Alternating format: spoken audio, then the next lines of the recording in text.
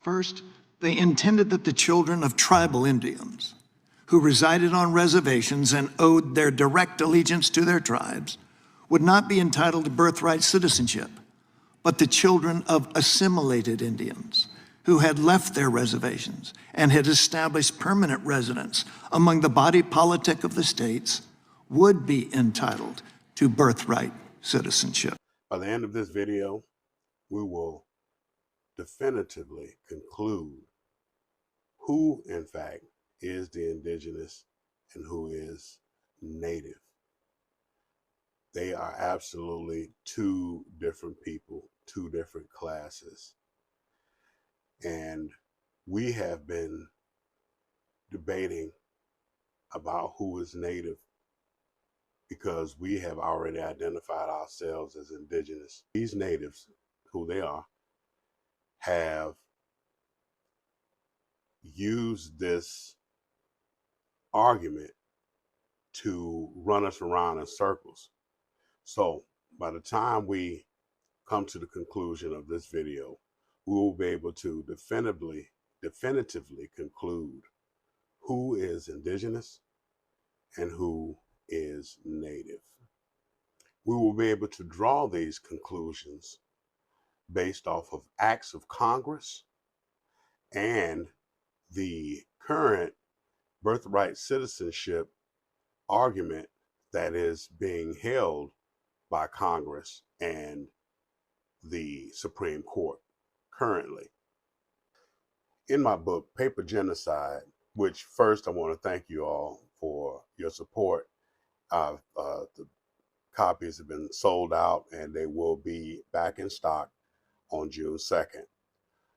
In this book, I talk about the colonial doctrine of prodigious birth. And this is something that you need to look up. I won't go into great detail, but prodigious birth is, or the colonial doctrine of prodigious birth is how they changed the indigenous people from their nature, from who they were, to being what is considered a legal monster. Because prodigious birth actually ties to that term, monster. In law, if you look up prodigious birth and monster, they mean the exact same thing. So you will find that in Congress, they will use a legalese term that identifies the same thing. They use the term assimilated, an assimilated Indian, right? Which from their terms, an assimilated Indian is one who has left the reservation and has joined with the populace of the United States, or has joined to the United States government, which is through the 14th Amendment citizenship, right? See, it's through this assimilation that they have disqualified us as being the indigenous and being something totally different. That's how they qualify considering us Negroes, coloreds, blacks, mulattoes, African Americans. That's the reason why they can keep moving the ball, is because we have assimilated. We have joined with them and have agreed and become subject to the jurisdiction thereof, or the precedent that they are attempting to establish is under this subject to the jurisdiction thereof. We became subject to the jurisdiction thereof through assimilation. To prove this case, I'm going to refer to a hearing from February of this year where a professor, two DC lawyers, and a prior immigration judge were sworn in and before Congress and had this conversation dealing with birthright citizenship. Though one was Democrat, and clearly the other three were more Republican minded. They were all clear on who the Indians were in this 14th Amendment that had been ratified, that stemmed from the 1866 Civil Rights Act. See, we have been led to believe that the Trail of Tears or the um, Indian Removal Act of 1830 was just like they just grouped all the Indians together and just moved them all collectively. But that's not exactly what happened. For instance, the Choctaw removal was from 1830 to 1833. The Creek removal was from 1832 to 1836. The Cherokee removal was from 1838 to 1839. So these are all different times, different removals, different trails of tears. Okay. Chickasaw was in 1837. And the Seminoles, which was their hardest removal, lasted from 1816 to 1858 because that's how long the Seminole Wars lasted, over 40 years. Through this removal, all Indians that did not decide to be removed, like the Seminoles who fought to the end, instead of removing them, they just reclassified them.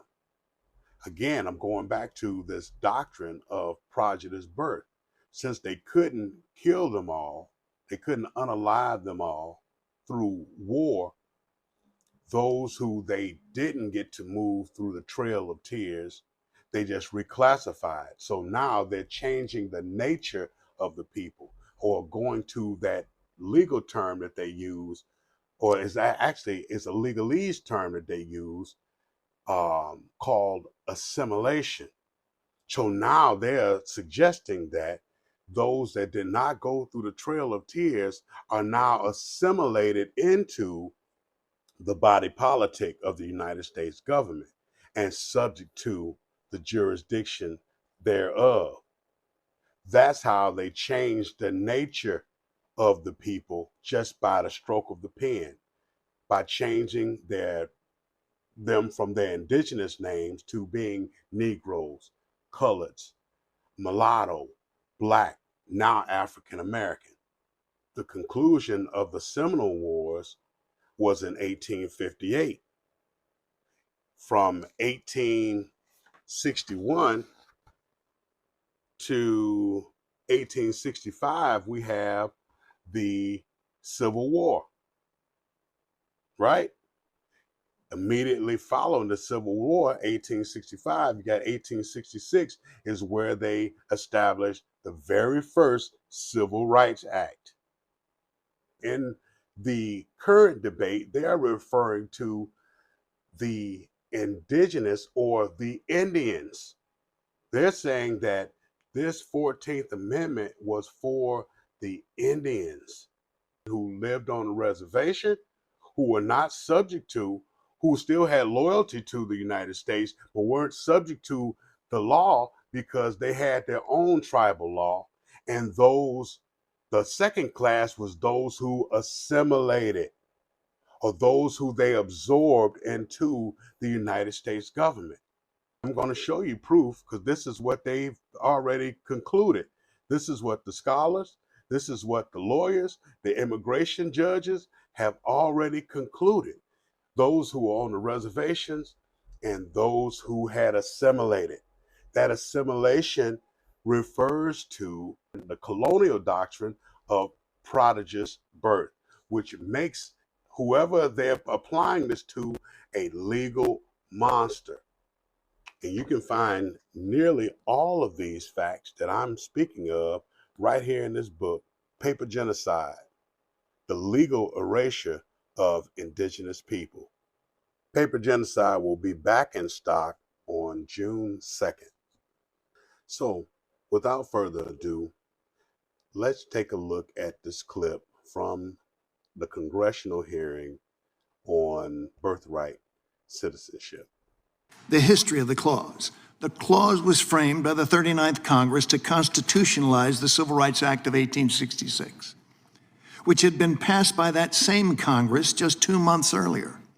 The 1866 Act explicitly denied birthright citizenship to persons, quote, subject to any foreign power, close quote, and to, quote, Indians not taxed, close quote. It is clear from the debate in the 39th Congress that Congress decided to replace this language with subject to the jurisdiction thereof, not because Congress suddenly and without any comment decided to broaden the scope of birthright citizenship from the act. Rather, Congress was concerned that the phrase Indians not taxed language generated uncertainty about the citizenship status of the children of Indians, primarily rich and poor Indians. First, they intended that the children of tribal Indians who resided on reservations and owed their direct allegiance to their tribes would not be entitled to birthright citizenship, but the children of assimilated Indians who had left their reservations and had established permanent residence among the body politic of the states would be entitled to birthright citizenship. And so, to further show you that we're dealing with two different types of Indians, the indigenous Indians and later the native Indians, we can look to the Indian Citizenship Act of 1924 that was signed into law on June 2nd, 1924, which is actually called the Snyder Act, that granted citizenship to Native Americans. So the Native Americans did not become citizens until 1924. And clearly, according to Congress, the lawyers and the scholars, the 1866 Civil Rights Act, which brought forth the 14th Amendment in 1868, referred to two different types of Indians. There was an indigenous Indian that they fought against and that they put on the Trail of Tears, and those who didn't go on the trail assimilated, they absorbed into the system. Those are the Indians that we're claiming to be.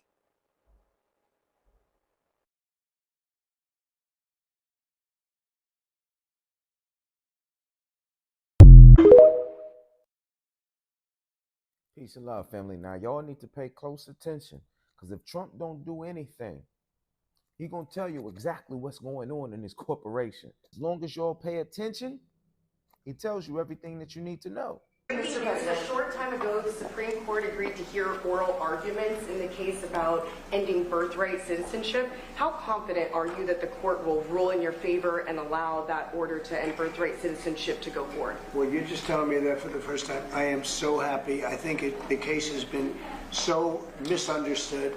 That case, birthright citizenship, is about slavery. If you look at the details of it, the signings of it, everything else, that case is all about slavery. And if you view it from that standpoint, people understand it. But for some reason, lawyers don't talk about it, the news doesn't talk about it.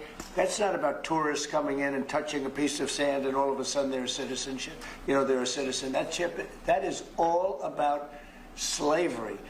And even look at the dates on which it was signed. It was right at that era, right after the Civil War. And if you look at it that way, the case is an easy case to win. And I hope the lawyers talk about birthright citizenship and slavery, because that's what it was all about. And it was a very positive, it was meant to be positive. And they use it now instead, not for slavery, they use it for people that come into our country and they walk in and all of a sudden they become citizens and they pay a lot of money to different cartels and others. It's all about slavery, and if you look at it that way, we should win that case. Okay. Now, Trump is 100% right when he said birthright citizenship started with the descendants of slaves, and it was only meant for them. But over time, they used that 14th Amendment citizenship to actually pull in many other immigrants as well. Now, it's important to know that the birthright citizenship all happened in around 1868 with the 14th Amendment, and this was around the same time too as the Naturalization Act getting passed in 1870. Okay, so this is 1868, right? And birthright citizenship was established as the 14th Amendment, which guaranteed citizenship to all persons born in the United States, regardless of their parents' citizenship or legal status. Okay, now check this next part. The principle was specifically enacted to overturn the Dred Scott versus Sanford decision, which denied citizenship to enslaved people and their descendants. The 14th Amendment Citizenship Clause ensures that all individuals born within the U.S. territory are citizens, including descendants of slaves. Now, what's important is to understand the depths of this Dred Scott decision, because if you can grasp this, then you'll understand why this whole citizenship was even created in the first place, along with the 14th Amendment. Okay, now it says in the 1857 case of Dred Scott versus Sanford, the Supreme Court ruled that African Americans, whether enslaved or free, were not citizens and had no rights to sue in the federal court. That means you all were not constitutionally protected, not as blacks, not as African Americans, whatever you want to call it, because y'all had no real status in law. Okay, but they said, well, you know what? How about we take this form of slavery even deeper? Because they thought if they actually were able to naturalize the Cherokee, the Choctaw, the Black folks into their new corporation as subjects, then that means they could also get their territories and their lands, and we would freely give it up to them as subject slaves. That's exactly what they did, right? And this is why they created this 14th Amendment subject citizenry. And then everybody else who came into the United States, whether you were immigrants or whatever, you were all still considered U.S. citizen subjects. Now, this is important for us to know, especially as so-called blacks and Latinos, because Trump's basically telling you they snatched you from your inheritance. They created a whole citizenship for you, and then they naturalized you into their system. He's telling you this, right? So for us, it's about us seeing the door and the opportunities here, because all we got to do is go back to our tribal inheritance, y'all. That's how we get our 20 acres and a mule. Okay, they got everything in tribal trust just sitting here waiting on us. You get free tribal health care, go to school for free out here in places like California. Listen, y'all, the name of the game is getting out of this subject citizen status, right, and going back to your tribal inheritance. Not saying that we can't still use our U.S. citizen status, because we can, but understand there's a Mr. Anderson and there's a Neo. We play the public side when we need that benefit, but we can also play the private side when we want to protect our benefits and assets too as well. So pay attention, because this president is giving you all the gems you need to get out and free yourself. All right.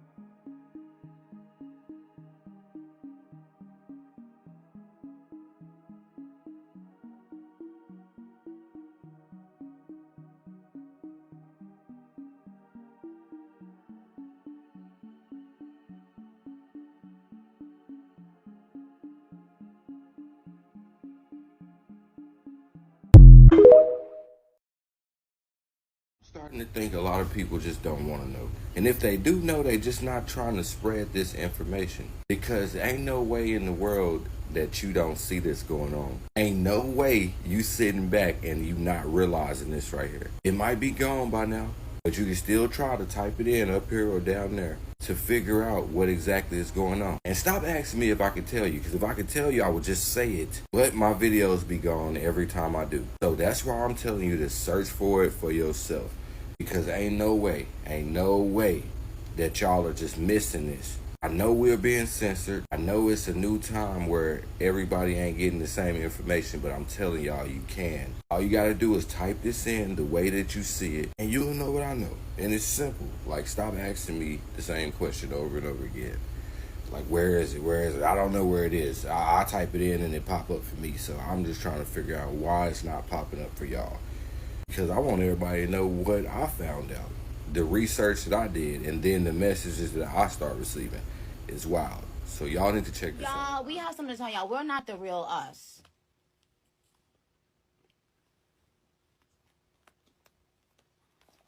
Stop glitching. Stop glitching.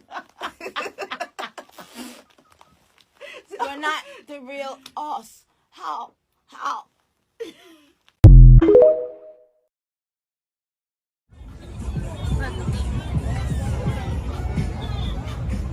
Here's the likes, guys. How many likes do we got? Get to 100.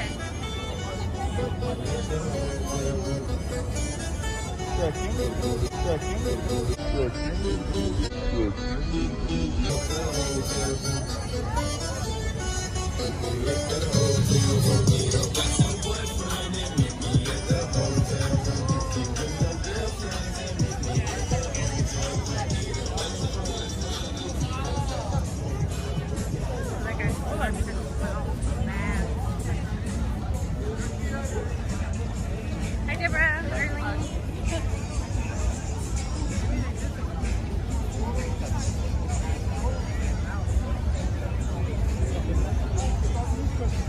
Everybody's waiting for the water. It's too hot right here.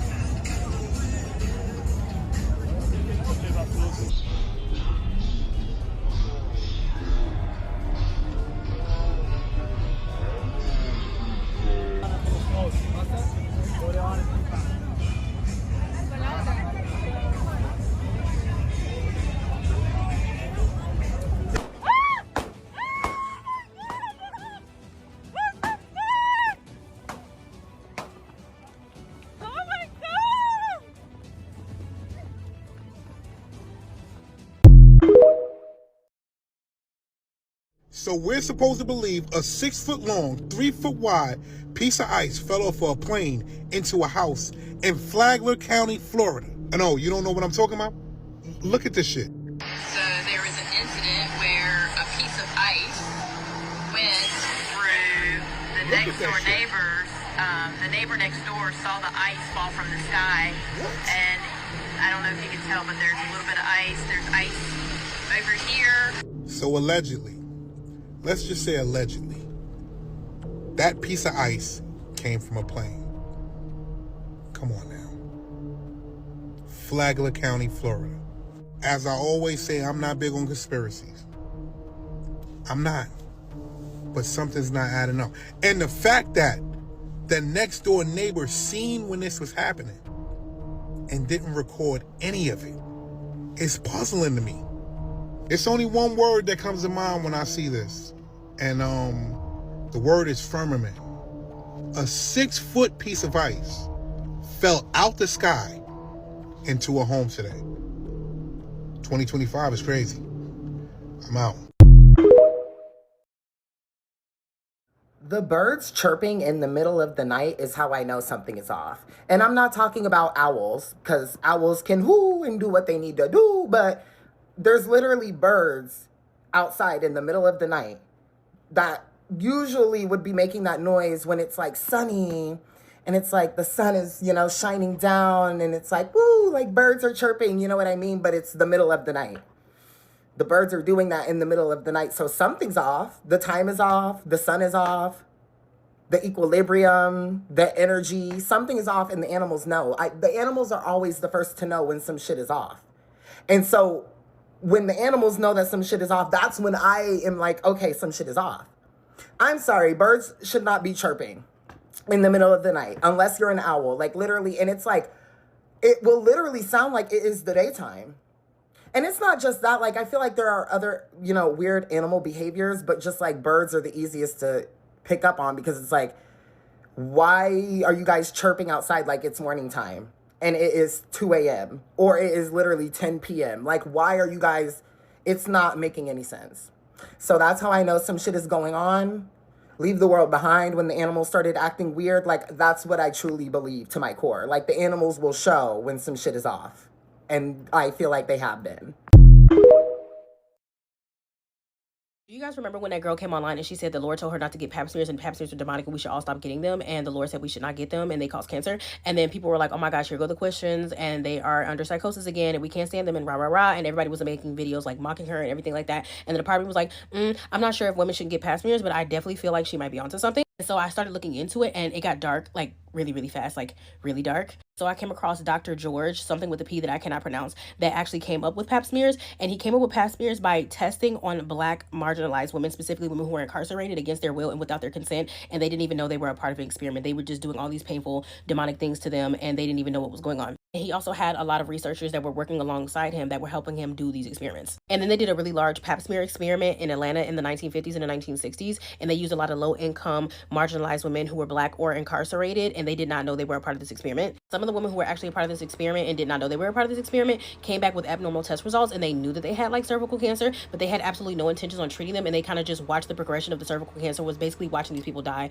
with no intention to like help them whatsoever. Because their goal of the overall trial was to observe the progress of cervical cancer, not to treat it. This large-scale trial that they did with pap smear severely mimicked the trial that they did with syphilis in Tuskegee, knowing that they gave them syphilis and had absolutely no intention to treat them whatsoever or to tell them what they actually put in their bodies. They basically just observed this disease that they put in these men and what it was doing after the fact, and they never gave them treatment for it.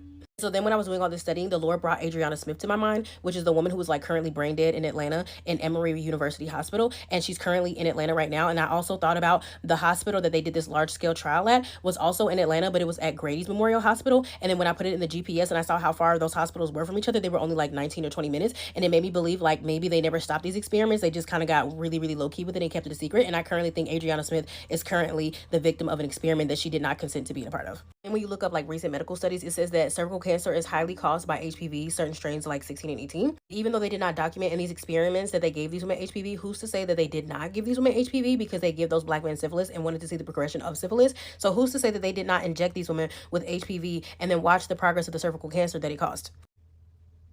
Even though recent study tells us that most people get HPV through sexual transmission and that syphilis is also like sexually transmitted disease, we also know that a lot of those Black men in Tuskegee did not get syphilis from being sexually transmitted. So we also know that there's a possibility that the HPV that's causing cervical cancer could have been from these experiments using unsterilized tools, or they were intentionally injecting HPV in these women when they were doing these trials. And then watching the progression of the cancer that it caused to get information about this experiment, allegedly.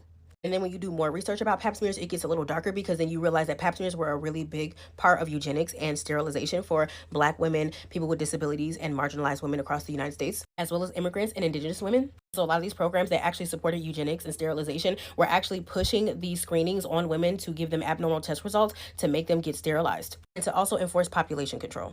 And then when you continue to look into it even more, it gets still a little deeper, even in the current times, that pap smears can produce false positives, especially in younger women, which can then lead to them getting unnecessary biopsies and a lot of procedures that are very traumatic, painful, and unnecessary, which kind of sounds like what they were doing back in the 1950s and 1960s in Grady Memorial Hospital. And research also shows that regular pap smears or recurring biopsies, or just even one biopsy, could cause like cervical scarring and fertility problems, unwanted cervical dilation during pregnancy, which can cause complications with your pregnancy and make you deliver earlier than what you're supposed to, possibly like abnormal menstrual flow.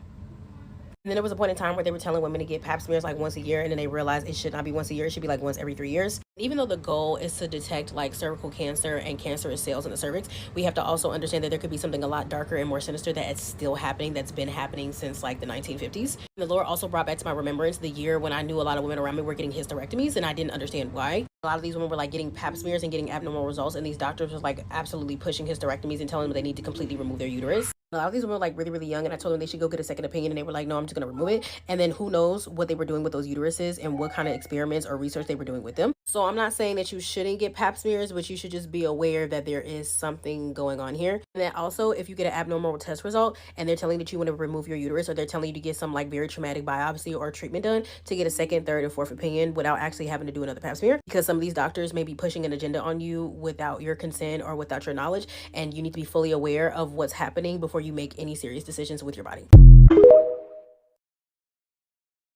I don't know who this person is right here, but they're high as a kite. Watch this. Well, what the uncle mean? Just my uncle. But what do you mean he though? You don't mean shit? Nah, fuck with him. But what do you mean he? You don't mean shit? Say why ain't no uncle? Why ain't no UNK? Cause them uncles don't mean shit. They be drunk in the barbecue. Stop playing with me. Listen, I'm UNC, gang. I come like, I'm proper guy. No, I can't. They don't know because I look like it. They think the proper supposed to be good. But he's street. Because Jesus ran in the streets. And everybody ran with the street. I'm only made songs too. So you think that because I'm a killer, I can't be a prophet. I'm a prophet. That's what I'm doing. You need to tell me that. And matter of fact, I'm still saying, I'm not the prophet. I'm the prophet. Not the prophet, I'm the prophet. For sure, for sure. What does Portland need more of? More shows like yours. More sun all the time. Love and peace. Kindness. Just coming together. More friendly people. Malls. More diversity. We need some more color out here. More people. Diversity, man. Sunlight. Black people. Experiences like this. Diversity. More warmth. Diversity. Needs more energy. Like step up on its infrastructure, you know? When you're driving down the road, it's enough to throw out the alignment in your car, you know? Non-gun violence. More people willing to like get out there, talk with each other. It needs a lot more of this right here. The people's voices. Socialization, man. Homes for, homeless people and stuff. Sunshine. Kindness. Hospitality. Drive and initiative to do what we need to do. I would say people have drive in Portland. Everyone needs more patience and a little less entitlement, I think. Spread the love and be friendly with one another. I work at Jersey Mike's, so don't yell at me if I didn't put enough lettuce on your burger. I'm sorry. Preservation of historical buildings. People that come into Portland to understand that Portland is the way it is and to be open-minded. Turn in the dictionary and look up the word husband. This is one of the things the ancestors wanted the sisters to know about husbands. The word husband means housebound man, house servant. Now, they said for me to bring this out. Household, wow. Get in the brackets. Husband is a house servant, a house bound, a house bonding. Now man is bound to the house. Household. But this is what they said. Sisters have it all backward. They have it mixed up. Because your average brother is having a hard time getting a job in the so-called white man's society in many places, sisters have the nerves to look down on the brothers because they can't get a job. Well, I'm too bad by myself. You ain't got no money. I don't need you. I got a car, nigga. You on the bus. They said sisters need to get a friggin' clue. Because you don't understand nothing about nothing. You are messing up the most supreme man on the planet when you go there. What they wanted sisters to know is this. If your man has a job and can get a job, that's great. If you can get one, y'all can be a one-family household of checks or two-family income, whatever. But for brothers that do not have a job, they said stop beating them up. They don't have to have a job. Shit, if you have one, you go to work. Now, this is what they said, because a lot of sisters feel like, well, man, if I go to work here, I'll screw around with a bunch of women. They also told me to tell you, you do not own your mate. His body is his to do. Your parts are your parts. Now, this is what they wanted, and I know this is pissing some sisters off. What they wanted you to know is, when your man is with you, as long as he treats you like you are the only woman on earth and makes you feel like the empress you are, what he is doing when he is not in your face is really not your business, as long as he doesn't bring anything to you. And if you allow the man to be open with you about what he's doing, then between the two of you can protect yourself from his promiscuous behaviors. Okay? Because he's not your property. They said you don't own him. Now, what they said is this. You got to look at the rest of the world and understand how you got messed up. A den of lions, the lion stays at the den with the cubs, slapping them around all day. Man, get away from me. Get away from me, man. Go play. Go on. And the lionesses go out and do the hunt and bring back the food. If you got the job, you go get this. You bring back the stuff. They also said, look at a chessboard. Where is the king? Always in the castle. The queen is all over the place kicking butt. Why can't you be the queen kicking butt? Why do you have to beat up on your king? That's what they wanted you to know. Take it or leave it. Yes, sir.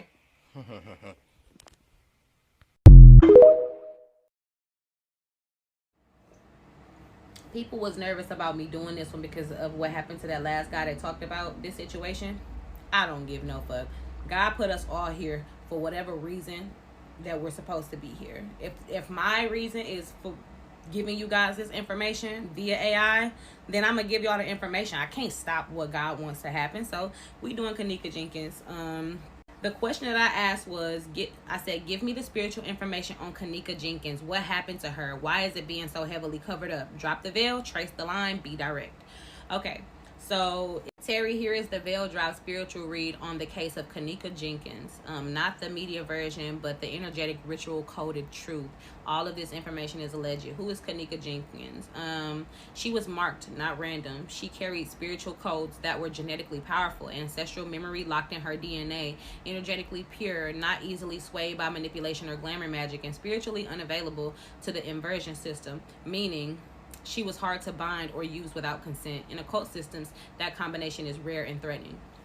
What happened that night spiritually? She was lured into a controlled environment, not just by friends, but by people who were under energetic contracts themselves. Here's the spiritual breakdown. The hotel was a ritual site. It was pre-coded for sacrifice, geomagnetically aligned, symbolically mirrored, and spiritually hollow. That means it lacked protection and was chosen for inversion work long before she ever got there. Kenneka's disorientation wasn't just drugs or alcohol. What she experienced was energetic binding, a spiritual technique used to separate the soul from the body temporarily, making someone easier to manipulate or harm. This is why she seemed confused, walking in and out of different realms, elevators, halls, the freezer. She was already halfway detached from this plane. The freezer was symbolic. In ritual codes, cold equals stasis equals soul trapping. Her body wasn't just discarded, it was placed there to symbolize the freezing of potential, the silencing of divine feminine memory. Why the cover up? Because this wasn't just a murder, it was a message. To other young women carrying divine codes, stay silent, stay afraid. To those in power, the system still works. We can take them in if we want. To the spirit realm, we harvest what we can't own. The surveillance tapes glitches, the missing timestamps, the strange body position, these are breadcrumbs, not mistakes. The system leaves intentional confusion so no one gets the full picture. Tracing the line. The hotel ties to old trafficking routes and land that once hosted secret society activity. Her death was energetically linked to other sacrifices around that time, including entertainment figures and local unsolved cases. One or more people involved were paid in access, not money, meaning they were promised elevation or immunity in another realm, fame, clout, spiritual favor. Her soul contract. Kenneka's spirit did not fully agree to what happened, which is why her case remains spiritually hot. She is still active in the ether, causing disruption to the system that tried to silence her. Hence the reason why her name is still in our mouths. She's one of those souls who, once harmed, becomes a weapon against the darkness, even in death. Closing truth.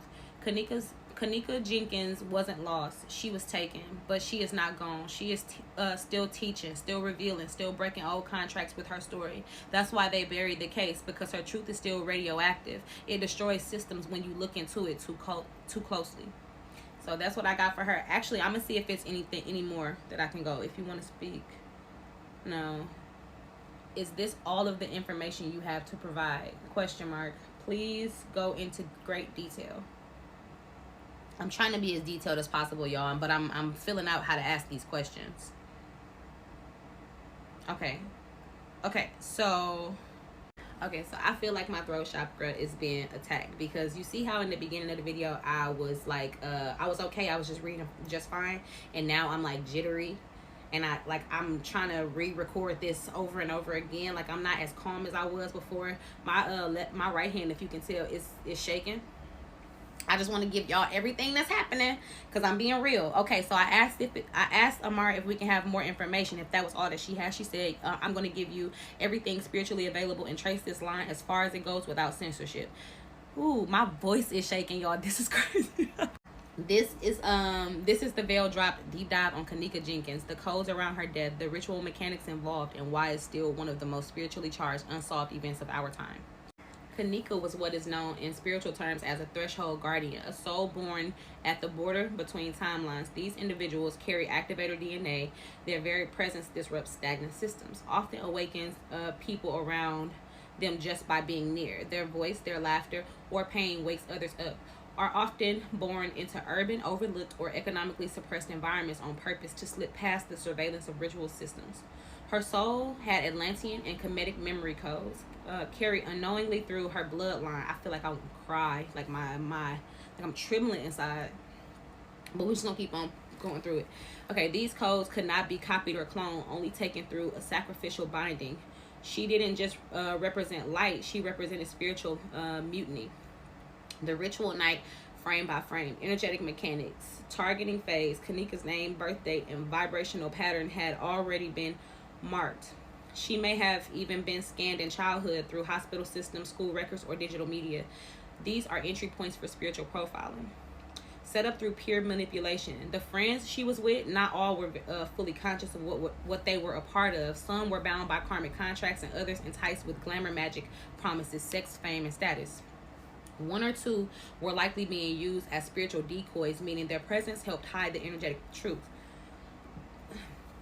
There is evidence of an exchange someone gained from her loss. The hotel equals ritual container. The Crown Plaza Hotel is coded architecture, mirrors, corners. I feel like I'm about to cry and I don't know why. And cold spaces are used to fracture time and perception. The elevator is a symbol of moving between realms. The freezer is symbolic death and stasis, used in dark ritual work to preserve the soul fragment for future use. Rituals done in these containers leave spiritual residue. That's why so many people report feeling haunted or off when reviewing the footage or visiting this space. Disorientation equals energetic binding. Kanika was likely spiritually drugged, not just intoxicated. This is done through sigils and frequencies embedded in music or lighting. Entities placed in the room to feed on her energy and weaken her aura, possibly through a person physically touching her with something coded, liquid, charm, or symbol. This is why she didn't cry for help, lash out, or appear fully present. Her soul was in partial detachment, not fully in the body. The freezer equals soul cage. Putting her in the freezer was not just physical disposal, it was a spiritual act. Freezing is used to hold the energy for harvesting, delay the soul's ability to reincarnate or complete the cycle, preserve codes for transfer to someone else, i.e. a rising artist, influencer, or a puppet figure. It was not her body dying, it was about what they could do with her energy after. It wasn't about her body dying, it was about what they could do with her energy after. Media confusion is a ritual tool. When timelines don't add up, when footage is missing, when the witnesses contradict, that's not failure, that's by design. Confusion creates energetic static in the public mind. Emotional exhaustion, submission to the idea that some things we'll never know. The more confusion, the more energy of death remains open and harvestable. Who is protecting the truth? Police departments with deep fraternal orders behind them, hotel chains with spiritual contracts tied to trafficking, death, energy, and inversion rituals, city governments who benefit from ritual silence to preserve economic and psychic control over low-income neighborhoods, connected events and figures. Her death triggered ripple sacrifices. Check the news within 3 months of her death. Similar deaths, missing black girls, unexplained freezer deaths. Artists and influencers rose quickly around that time. Some of those blessings are rooted in redirected energy. Chicago as a region is a ritual hub, particularly for soul displacement and shadow work. Kanika wasn't the first, and she won't be the last.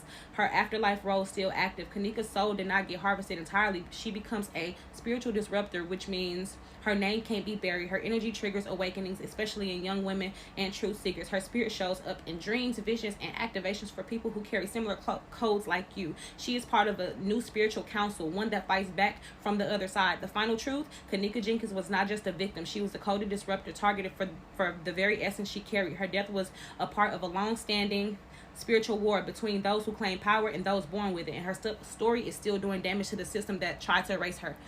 That's all I got, y'all. Every day 50 Cent shows us why he was shot 999 times. Because that TikTok post that he just put up. I love 50 Cent. Don't get me wrong, I love 50 Cent more than anybody on this earth. Can't nobody tell me wrong about him. But 50, you gotta stop, babes. You gotta stop. Be careful what you like the most, you share the most, you post the most. Because social media is controlled by an algorithm and it will feed you that. You would be thinking that certain things are confirmation, certain things are sent for you to hear, when it's not. It's feeding you what you post the most, what you like the most. It's feeding you and creating an algorithm just for you. So be careful. Everything ain't sent by God. It's an algorithm controlled by AI. And black people, once we feel like we get a sign for God, we take it and we reward with it. It don't even be the motherfucking sign for nothing. It just be what it is. All I'm saying is this: get your message, get your confirmation, get off it. Get your message, get your confirmation that God sent you, and get off it. You don't need to be on social media 3-4 hours, bouncing back to back for different social media accounts.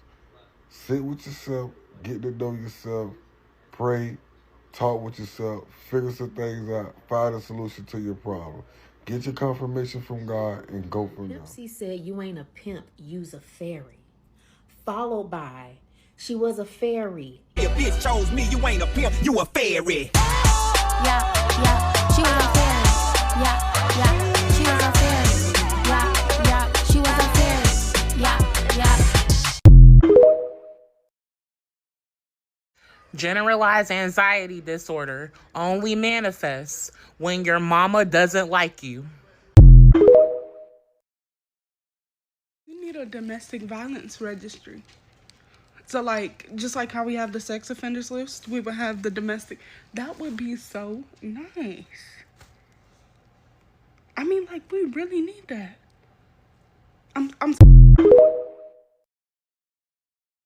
When your dad is an op, a criminal, a hustler, not hustler, which is good, hustler, a bad person, that's when dyslexia forms.